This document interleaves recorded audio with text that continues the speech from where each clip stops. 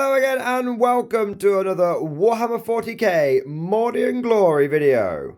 In today's episode, we are going to be talking about deployment for beginners. What are some handy and helpful tricks and lessons that you can have in the back of your mind when you are setting up your Imperial Guard force on the battlefield? Now, learning how to deploy properly, knowing which units should go where and how to take advantage of terrain is very important. One of the most common things that I get asked on my live streams, on my videos is, Mordian, I played a game recently. I didn't feel like I had a chance. It felt like from the very beginning of the game, I was on the back foot. I even went first and didn't seem to make a difference.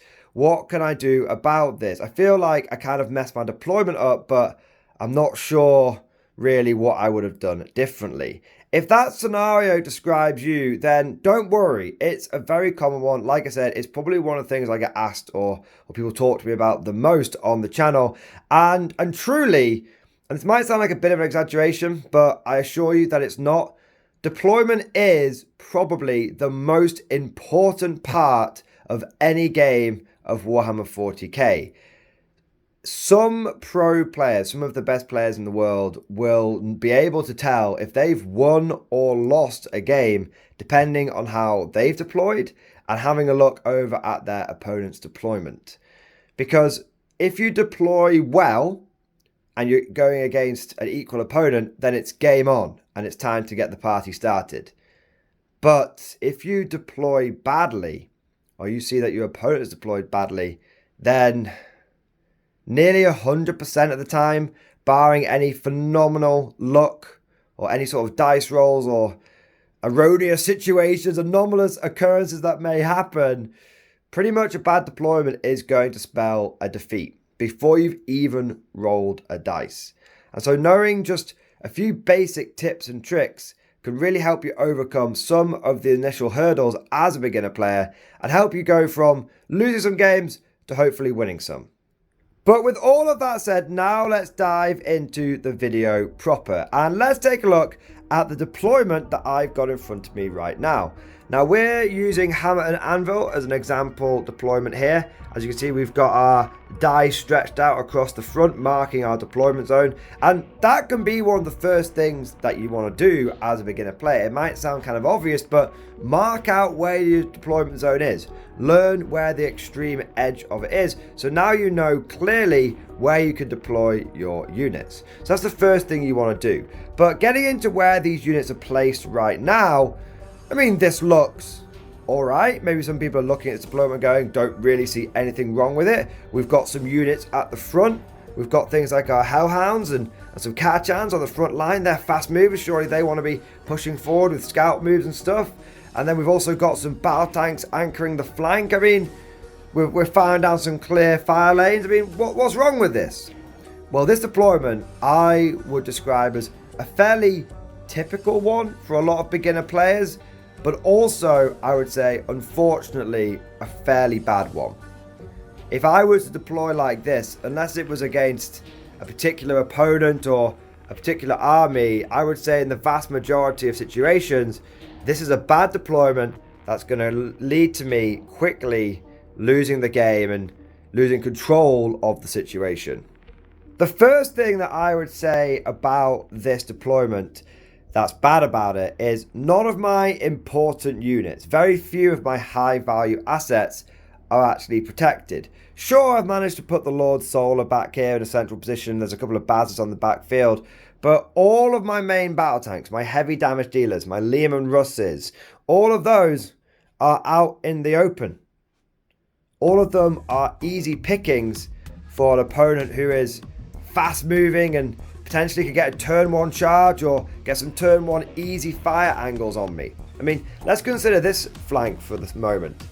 If I'm playing against an opponent who's got fast moving units like jetpack units or jet bikes or any sort of biker unit, maybe they can scout, move, forward, deploy, infiltrate.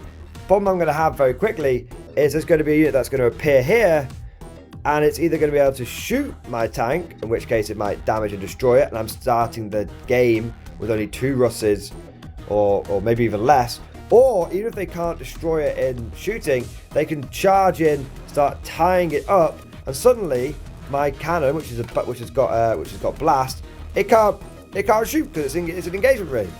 So even if they don't destroy the tank, they can take it out of the fight.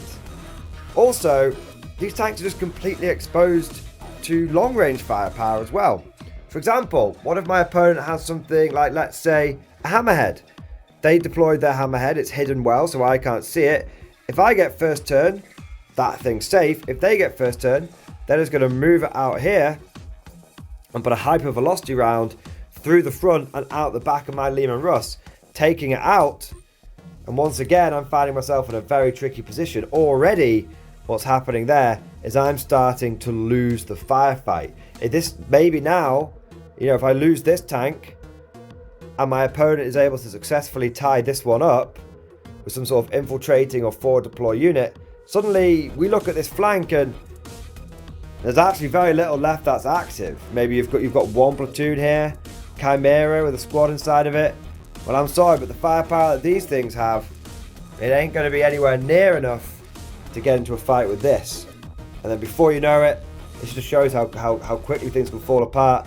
This hammerhead flies over to here, and then it starts putting a round through this. It takes this tank out, and in the space of 2 turns, I've now got a flank which has almost no way of being able to counter and effectively engage the enemy armor or the whatever this may be, enemy long range damage dealing unit.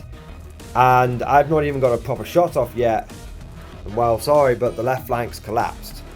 That's just a small example of how a bad deployment and having your important high value assets out in the open from the beginning can really cause you to start having a bad day very quickly.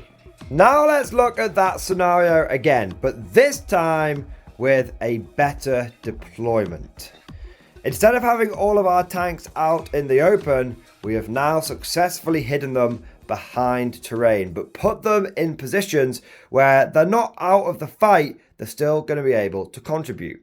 And that really is the big thing you want to be looking at. One of the main things you want to take away from this video is how to use the terrain in your deployment zone.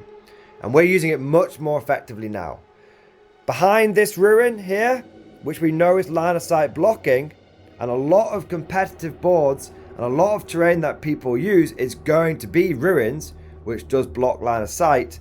We've now got our 2 Leman Russes.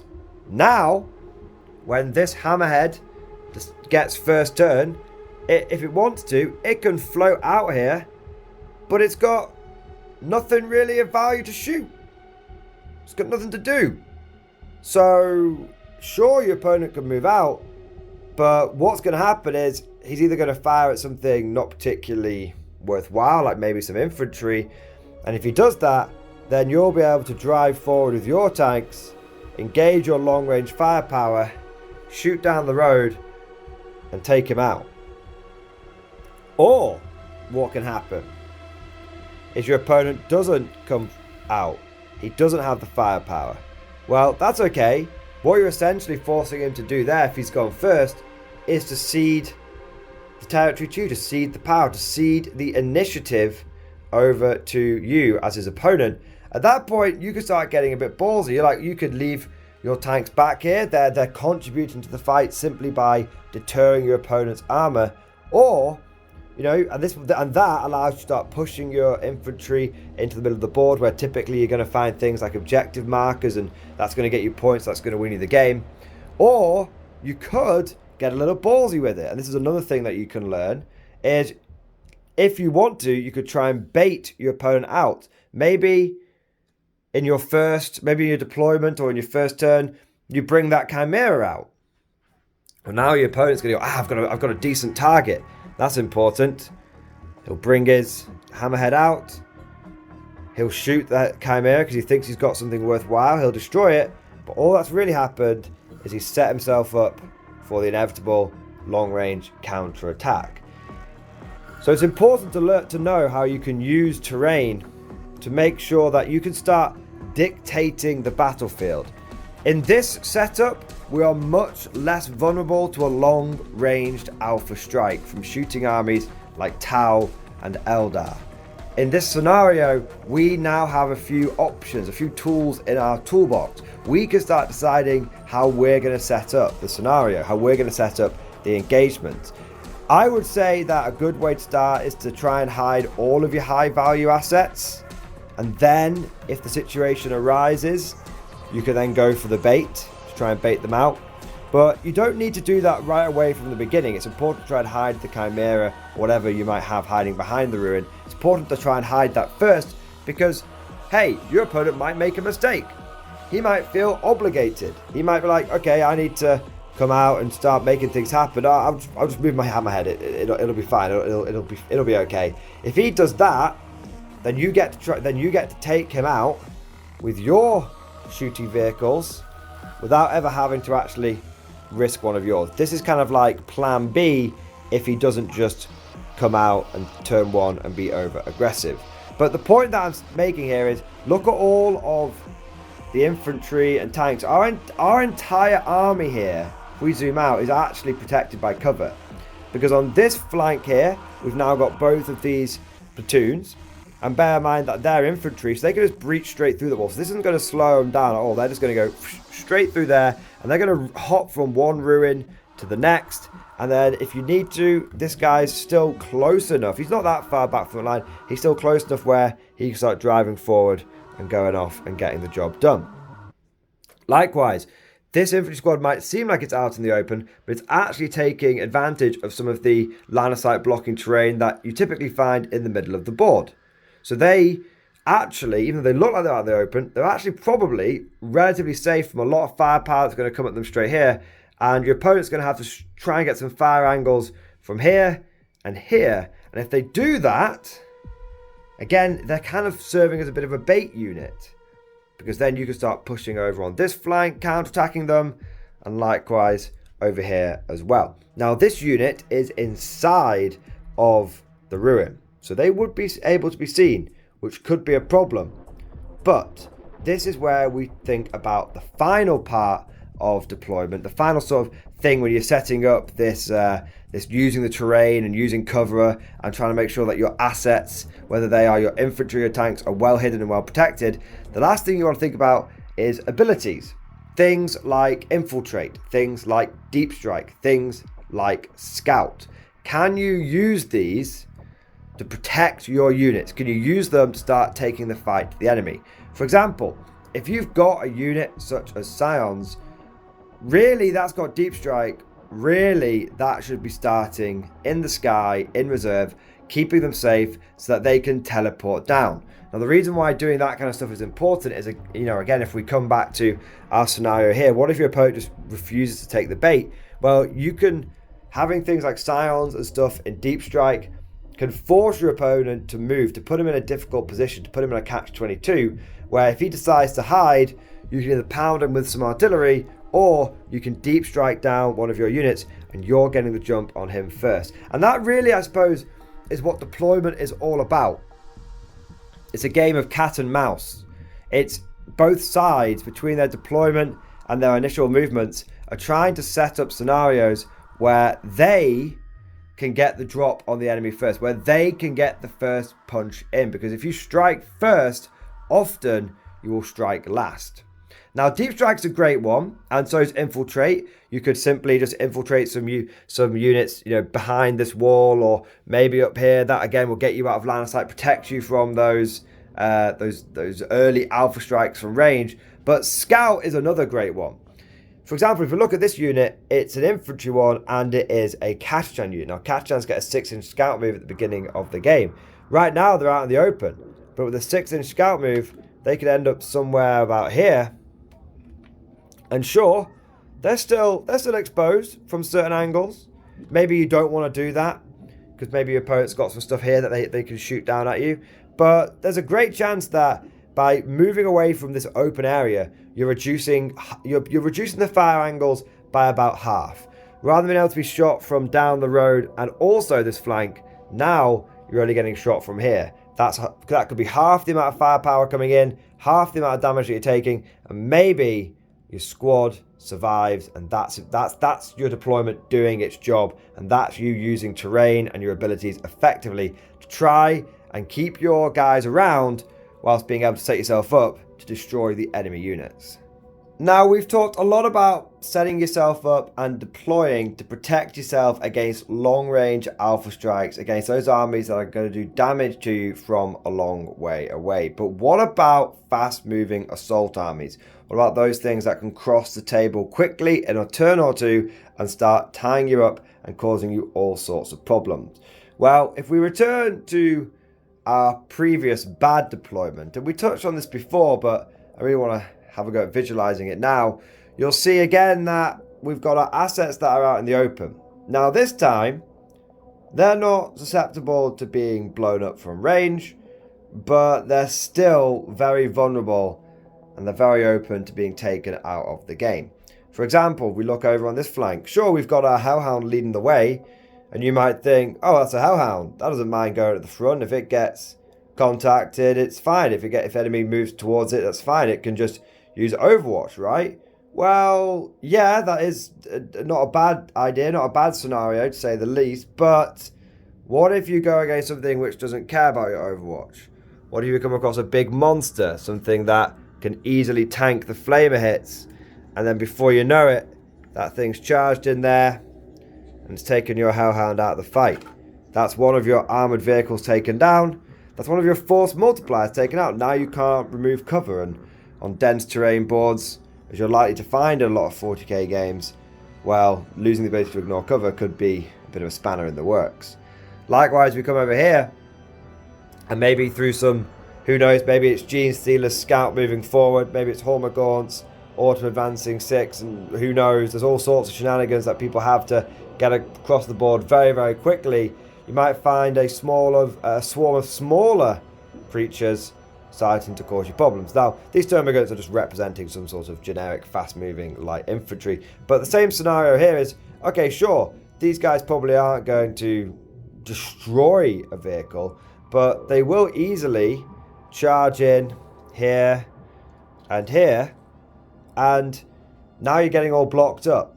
Your movement's going to be tricky, you're going to have to think about falling back, and you might eventually clear all this out. Maybe it takes you a turn or two, but then maybe another wave comes in, and by the time you've managed to clear the enemy horde away, you've spent most of the game trapped in your deployment zone, or if you're lucky, just outside of it, not being able to get onto objectives, not being able to get to that middle of the board where so many of the points are scored, not being able to do a lot of secondaries because you haven't got any way of being able to get around into corners for like engage, or into the middle for deploying teleporter homers. And so you end up destroying lots of the enemy's army, but because you deployed in a way that didn't allow you to be flexible, to move, and so many of your assets were being tied up and not able to shoot the way they want to, you end up basically losing the game on points. This is the problem with fast-moving assault armies. They can do damage to you, they can take your tanks out and your infantry out quickly. Combat does tend to be very, very lethal, but at the same time, sometimes they can cause you problems by just gumming up the works, just by keeping you busy, and every turn that you waste clearing through them is a turn that you're not scoring points. So how do we deal with this situation? To counter early game assaults and to deploy effectively against them, you want to set your men down in a wide, a more dispersed formation than what we did before. When we were preparing to protect ourselves against early ranged alpha strikes and stop that initial damage coming in from the enemy guns, we often deployed our men quite blocky. There was lots of men stacked behind here, vehicles here. We didn't worry so much about being grouped up. We could deploy in quite a deep formation. But now we're facing off against an army that's more assault orientated, and in most situations when you're facing off against a fast assault army, someone like World Eaters for example, you tend to find they have less firepower. It tends to be you as the guard are the one that are bringing most of the guns, and so you can be a little bit less just focused on hiding behind terrain and a little bit more focused on stopping those early charges. So if we take a look at what we've done here, rather than having big groups of units in clumps and little platoons around our deployment zone, we've now taken one of our blobs, our catachans here, and we've strung them out across the front of our deployment zone. and they've taken one of our Krieg blobs, and we've done the same thing here. We've then put some more infantry behind them. These ones could be out of their movement trays. I just sort of kept them in there just because I like my men being ranked up. But, you know, again, if you were facing an army that was likely to hit you with multiple assault waves, you'd probably string this blob out. And again, you'd probably string this blob out as well. But they're still doing a good job, good enough job there as being a second screen. And then behind all of that, we have got our fire support units. And what this allows us to do is when the enemy comes crashing in with their big monsters, rather than taking out our tanks, well, now they're just going to kill a bunch of infantry. And whilst that might be very unfortunate for the poor bloody dog soldiers that are down there, eminently infantry is more disposable than our vehicles. They're cheaper, and at the end of the day, via one means or another, you've either got more that are in the bank in reserve, or you can bring them back using stratagems, stuff like that, called reinforcements. Obviously, that's a 10th edition thing. If you're coming in a lot across this later than that, you might not be able to bring your infantry back, or there's been an FAQ that stops us from doing that. But the point is that infantry, regardless of the game mechanics that are currently active, are eminently cheaper, more spammable, and more expendable. You lose a Lehman Russ battle tank, well, you've only got 3 of those at best. Well, you lose a squad of infantry, it's plenty, you lose 10 infantry, it's plenty more where that came from. So what happens is, this guy comes in here, and let's say he kills this front squad. Well, okay, that's a bit of a shame, we've lost 20 infantry, but now he's sat there, out in the open, sat in front of another platoon of infantry, and some serious firepower. What that means is, he's come in and killed some of our expendable chaff, but he's exposed himself, and he's going to get taken out when we return fire. Likewise, over here, these termagants, whatever fast-moving light infantry, they're going to come in, and this time, rather than tagging multiple units and tying up infantry blobs and tanks, instead, now they're just going to hit an infantry squad. Now, if they're a particularly lethal form of light infantry, maybe they'll blow through that blob, but again, that's fine, because behind that we've got another platoon forming a secondary line, and behind that we've got our fire support once again, which will throw the enemy back. So this means that not only have you got less units that are on the front line, less units that are likely to get tied up or destroyed, but at the same time, you've also been able to hold back the enemy horde. You've lost units that you want to lose. And again, it's what it comes down to. You're dictating the flow of the battlefield. Rather than your opponent picking what he wants to destroy, you're just giving him what you don't mind losing. You're deciding where the casualties are going to flow from, what parts of your army are going to still be around to make sure that you can win the game. It's all about having the initiative. It's all about making the choices. It's all about being in charge. Now, when deploying like this, it is important to bear in mind that sometimes situations aren't so black and white. Some assault armies have decent firepower backing them up. Even if it's not as good as yours, it's still something you want to be aware of. For example, Tyranids might be generally combat orientated, but they still have things like Tyrannofexes, which can easily knock a tank out of action given half a chance. In these scenarios, it's important to remember that you shouldn't disregard the terrain. You can have your tanks out here in the open ready to do damage, but at the same time, there's nothing stopping you from once again taking advantage of the terrain and hiding your guys, making sure that they're well protected. And in that situation, you're basically combining a combination. Maybe you hide these guys as well. But at the end of the day, they can always move into position as your second screen, right? They don't have to start off in the screening position. They can take that up as and when they need to, if they're called upon to do so. And it's like, okay, well, in this scenario, we've got our expendable infantry up front. Yes, they are out there. Yes, they're exposed, but that's all right. They're still doing their job.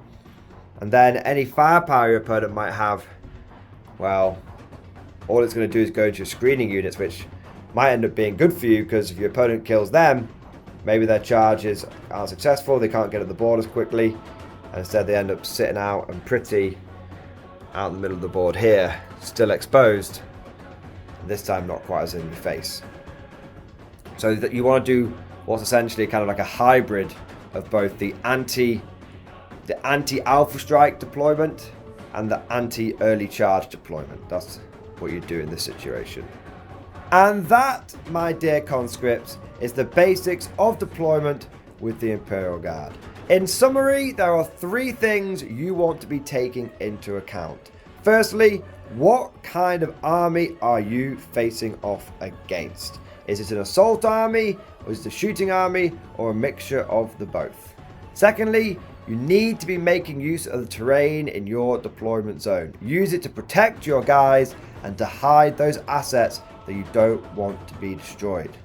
And finally, speaking of your guys, speaking of your assets of your army, you want to be thinking about which units in your army are expendable, which units you don't mind dying if they do so, to buy time for the rest of your force to do damage, take objectives, and win games.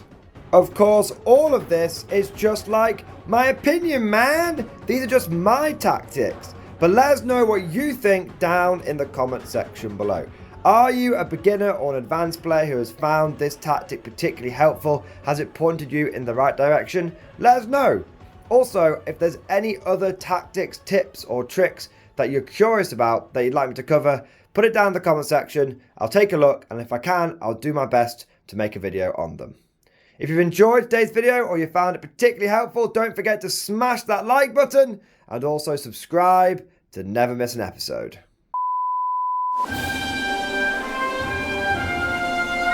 Would you like to know more?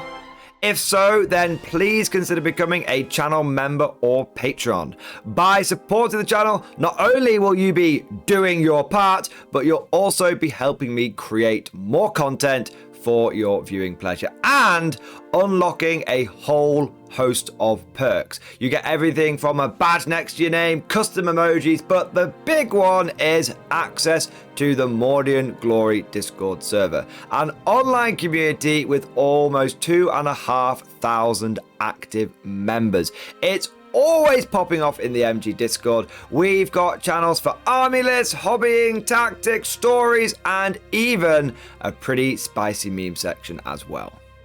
For all you greenhorns that wanted to see the Mordian Glory Hole, today is your lucky day.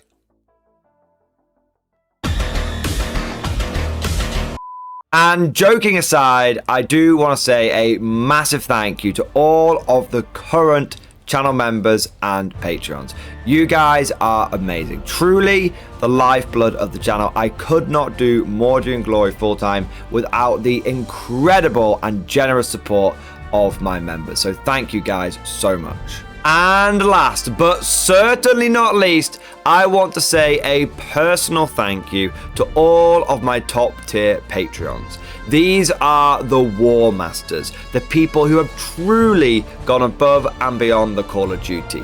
So a massive thank you to Bon Bon Vert, Mad Larkin, Mark Panconi, RJ Scorpion, Swordfish Trombone, John Stubbs, Nick Walsh, Diesel Fox, August Vardy, and the Tommies. Thank you guys, your incredible support makes a huge difference and it is a big part of how I'm able to do Mordian Glory full time. But that's all for now, thank you for watching, and of course, as always, I'll see you guys next time.